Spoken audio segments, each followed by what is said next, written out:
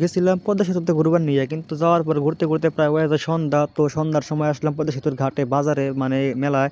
এই জায়গায় দেখি বড় সড়ো মেলা বসছে, মানে কক্সবাজারের মতো পুরো আয়োজন সব কিছু ছিল এই জায়গায়। তো এই জায়গায় ঘোরাফেরা করলাম, দেখলাম এই জায়গায় কাঁকড়া মাকড়া মানে কি আমি যাবি ব্যস্ত আছে। এদিকে দেখি আবার কাড়া মাছ, মানে আমি যাবি সব কিছু ব্যস্ত আছে। এদিকে এক পোলা দিয়ে আবার বক্সিং মারবো রেডি হয়ে গেছে গা। তো সেই একটা জোরে ঘুষি দিয়ে দেয়, আস্তে আস্তে তো পার উঠতেছে পোলা, তো সেই খুশি বক্সিং মারা নেয়। তো দেখি কত উঠে 900-র উপরে উঠে গেছে গা, 900, 23, 24, 800, 900, 250 উঠে গেছে গা। পাইসা পাগলা সেই শক্তি যে মোরা দিয়ে আবার হাঁসের চুচালের গল্প, মানে এই জায়গায় হাঁসের চুচাল বিক্রি করে আর কি। তো বিক্রি করলে আর কি, আর আঙ্গর তোর হাঁসের চুচাল খাওয়ার টাকা পয়সা নাই, তাই খালি ঘুরলাম চাইছে, দেখলাম তেল লাগাই মাছ কেটে কেটে থুয়ে দিছে, ফ্রাই করে থুয়ে দিছে একটা।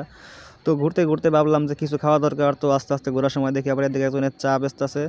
তো অল্প টাকার মধ্যে চা আছে ভালো আর কি আছে, তো ভাবলাম একটু চা খেয়ে নেই। তো দেখি মালাই চা, তো সবার জন্য চা অর্ডার করা হলো।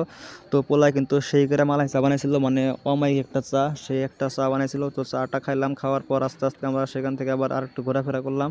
তো সেদিন হয়ে গেল অনেক রাত, মানে রাত প্রায় 10টা 11টা বেজে গেছিলো। এদিকে আবার ইলিশ মাছের বাজারে আসলাম, দেখলাম যে মোটামুটি বড় সড়ো ইলিশ মাছ বিক্রি করতেছে। তো আজকের ভিডিও এই পর্যন্ত, লাইক কমেন্ট শেয়ার করে দিও, বাই বাই।